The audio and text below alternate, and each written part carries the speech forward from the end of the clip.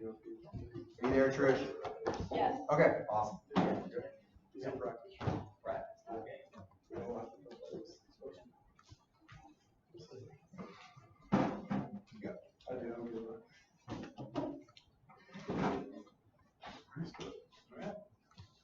Alright. Officially call the September 17th, 2019 meeting of the Future School Board to order. Start with the roll call. Marks? Here. Cox?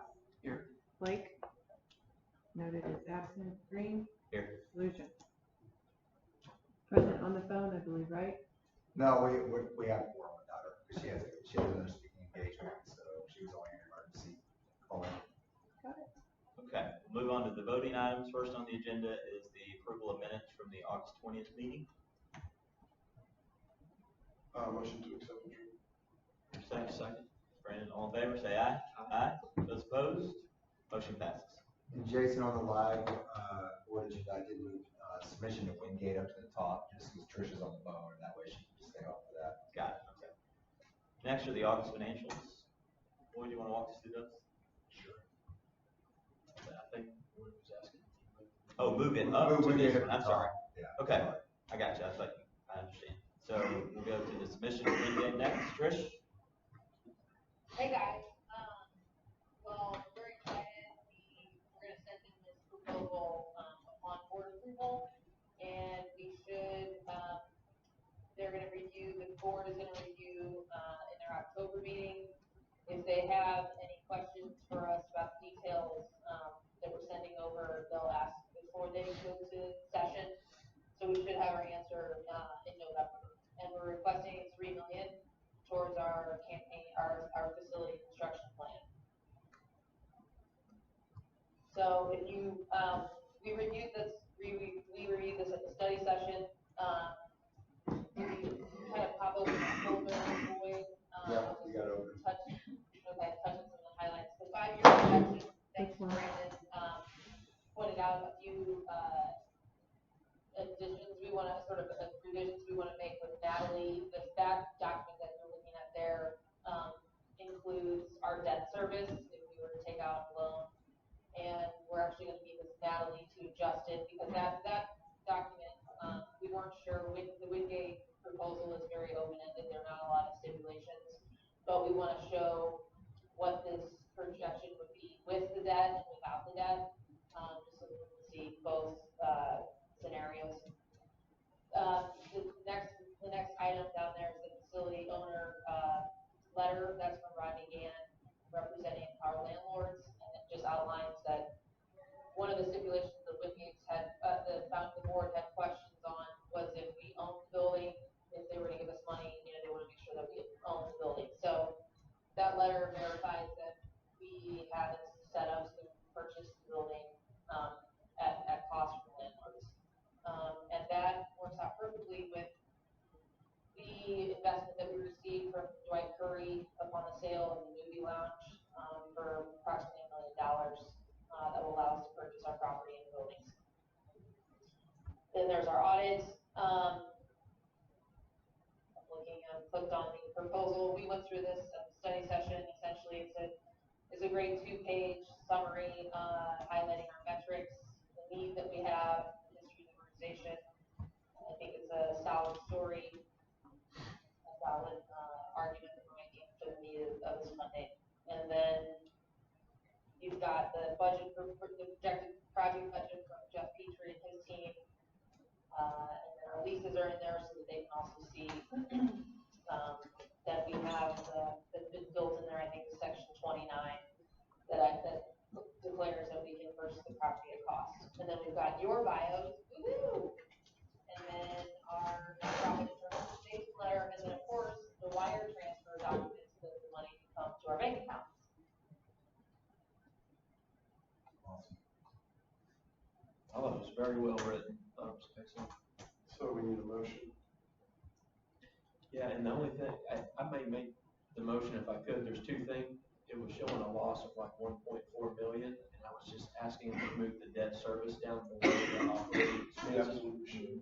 And then also, if with Dwight Curry's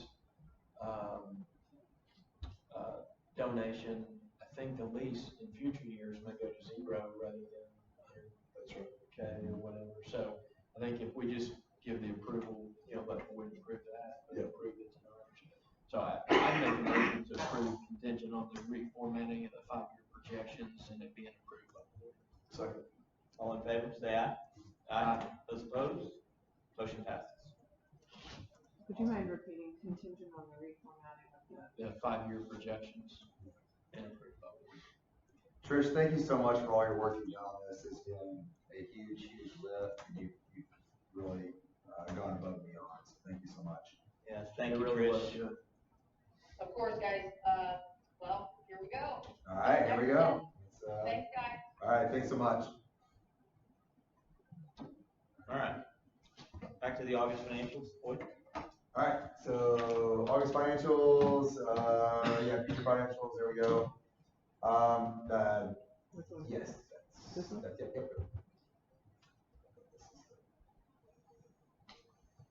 So, everything's pretty in order. If you go down, there's a few weird things. I just want to kind of point out those two discrepancies. If you, that there you go, 158.5 to our lawn care, or no, I'm sorry, building and grounds. That's because of the plumbing issue that we had to address over the summer. Where if you were in here at all, you saw we had to jackhammer up things and do a lot of things. So we went over. I mean, it's not terribly concerning how much we went over, but we have gone over on that. We'll have to look and see if we can find, move some stuff around. Another place is our accident insurance for students. That's actually, we're at 102%, and that's a quarterly payment. So what I found out though is that all of our insurance has gotten lumped into there, whereas now that we have the vans, there's actually a separate insurance, and that needs to go into vehicle costs, not into accident insurance for students. So that's just a coding issue right now that needs to work out. And then go down to tech supplies, which are at 109.6% of our budget. That also, we probably flopped the tech supplies and tech repairs, should be flipped around right now. And so you see we go with 6% our tech repairs and 179.6% our tech supplies. That's because we should have put the 22,000 into tech supplies, not the tech repairs. So anyway, and that's basically where all that cost is coming from so far. We ordered a ton of new Chromebooks for anticipated growth and replacing and all that. So nothing is really out of the ordinary. Where I see that things are standing out, and so I got explanations on those, and that's where we're at. So we'll try to get the coding rectified on that before the next board meeting. So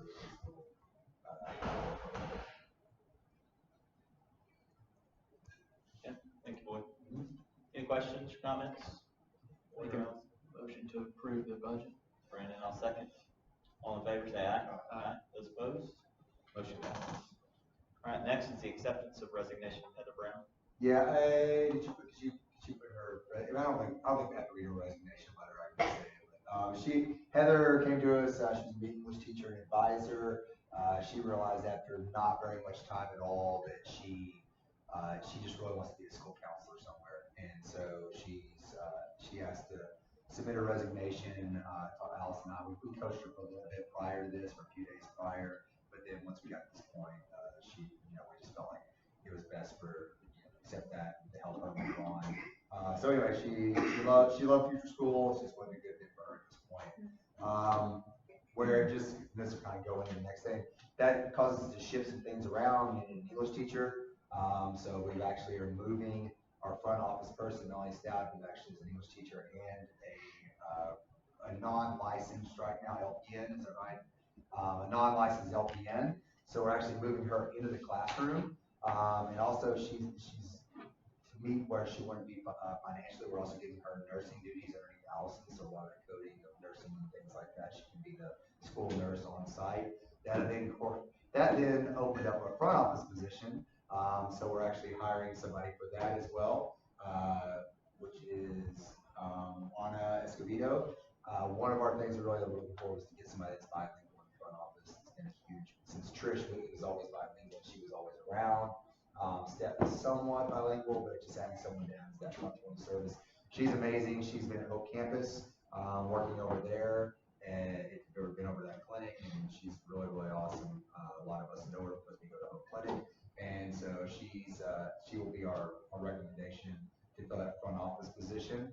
I think that's all the sort of news around that. Oh, the advisory for 10th grade, we actually have a lower enrollment in 10th grade, and our 11th grade numbers are really, really huge, like twice as many 11th graders as 10th graders.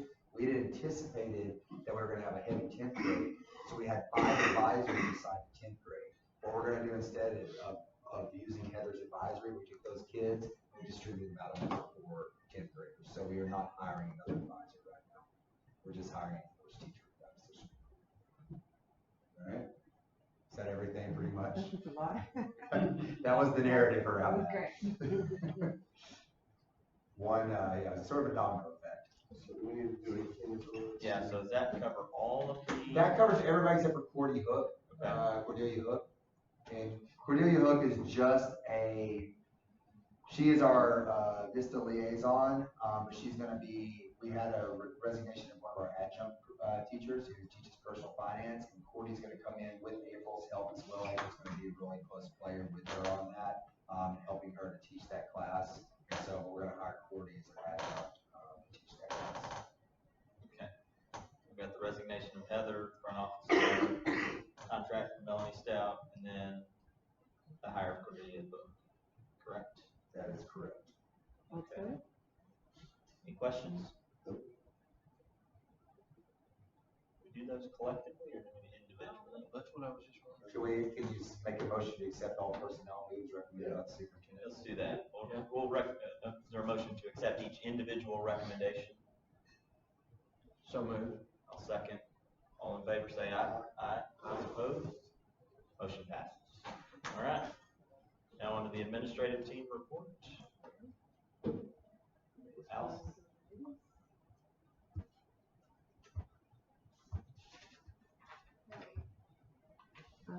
Things are going great here at the beginning of the school year. We're about a month in. This is a very peaceful, streamlined, organized system this year compared to years past. We've put the right people in the right swim lanes, and that makes all the difference in the world. Things are going really well. I wanted to show you something. April brought this to my attention. I visited this years ago in graduate school, and I want you to take a look at the top 5 drivers of student academic achievement. And I'm going to explain what we're doing in the realms of each one of these here on purpose. So the #1 driver of student achievement is collective teacher advocacy, and that really speaks to all the right people in the right swim lanes. Everybody working together. We're implementing PLCs, which is professional learning communities this year, and all of our teachers are meeting with their subject areas and their grade level areas, so vertical and horizontal alignment every week. And that's a striking change, and it's bringing about really positive results. We're already seeing that. Self-reported grades and teacher estimates of achievement are both areas where we're talking about perception of ability, both on the teacher's part and the student part. And a lot of that is addressed in the advisory structure, the one-on-ones that advisors have. We're really kind of raising the bar and saying, what's next for you, where are you going? And working with kids that way. Cognitive task analysis is really like the problem solving skills, the conflict mediation, really driving, encouraging kids to just wrestle with problems rather than just rotely memorizing things.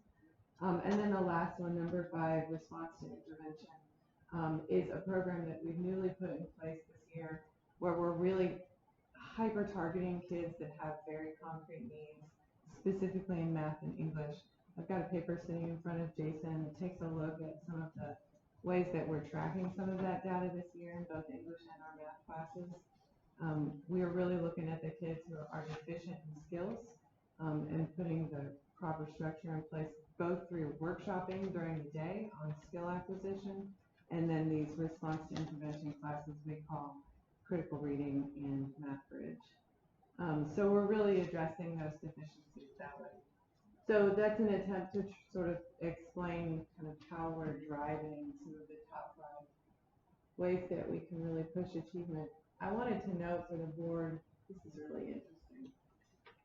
If you look down at the bottom, then the things that really don't make an impact I just kind of wanted you guys to see this. ADHD, deafness, boredom, depression, and moving between schools.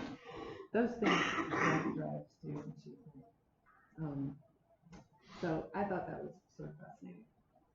Anyway, we are also tracking our seniors this year. We opened up a window in which we were looking at what our seniors were doing in September. We'll be looking at that at year 1, year 3, year 5, and year 10. The senior advisors from last year have been tracking down those kids, so we'll have that data to collected here real soon and to be able to show the board at the next board meeting. Because I know people are asking, what are your seniors doing? Is this working? How do you know? You can track that via talent as well. Yes. Beyond that. We have quite a few of our kids on talent. That's where I'm going to toss the ball to April, who's going to talk about internships and what we've been doing with talent. Okay. Let me write down X factor. Checked in about 10. Okay, so for our internship updates, things are really, really great. Thank you so much for budgeting MBLAs. That's going to really, really make a difference with some attendance and some of the accountability on our part, so that we know where our kids are and things like that. And it certainly makes us breathe a little bit easier on this day that more kids are being taken care of and we can be in. So Methodist Village, here's some exciting news. They recently sent me a contract in an email that said, congratulations, 2 of your girls have signed with us to become CNAs. We're going to pay for their schooling. And so I got to read over their contract and got to look at it. So Jayla Alston, which she was actually playing basketball, but they said that she was really, really super tired, so she left. She was going to finish off. And Keziah Sanders, they're both seniors. They accepted a year of work with them for them to pay for their CNA classes, and they start October 14th. So that's absolutely, that's what we want. We want to retain that talent. I talked to Tim at the chamber this morning. Edge Factor apparently starts next week. They're going to start doing more videos and really pushing it. Told them our kids would be involved in any way that they possibly could. Also want to get our kids involved in Manufacturing Week. If we can come tour and do some things like that. I told her today, I said, I want some kids on those tours too. So we have 20 new mentor sites, and these are people that have reached out to us. I mean, it's been way too busy to start reaching out to people. It's been extremely overwhelming with implementing MBLAs. But we have, this is even better news, we have 80 being pursued right now. And being pursued means that they have actually gone in to the platform, they've requested to make contact, and they've made contact with that person. That they're either going to go on a shadow day, or they've been on a shadow day, and the person's just waiting to go for their mentor to come by and fulfill the paperwork. We have 20 completely filled, and this is only our 3rd week in internships.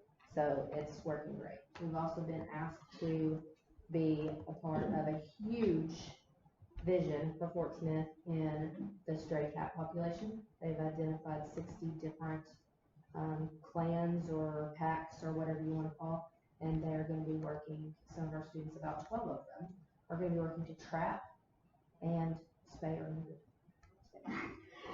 Anyway, things are going really, really awesome. Good. Good stuff. And then Tallow, all of our kids are on Tallow by now. And they got it the 2nd week.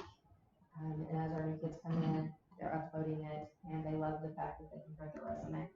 So we're going to actually start probably turning some of those into grades. Oh, good. And now the key thing to get, it's kind of chicken or the egg. You got to have students out there to entice businesses to sign up. So that's the big push will be for schools first. But Some eggs. that's right. Yes. Awesome. Michael, thank you. Allison, thank you. All right, anything on student voice or community partnerships? Not today. Board forum? I'll make a motion to adjourn. Thank you, Brandon. Second.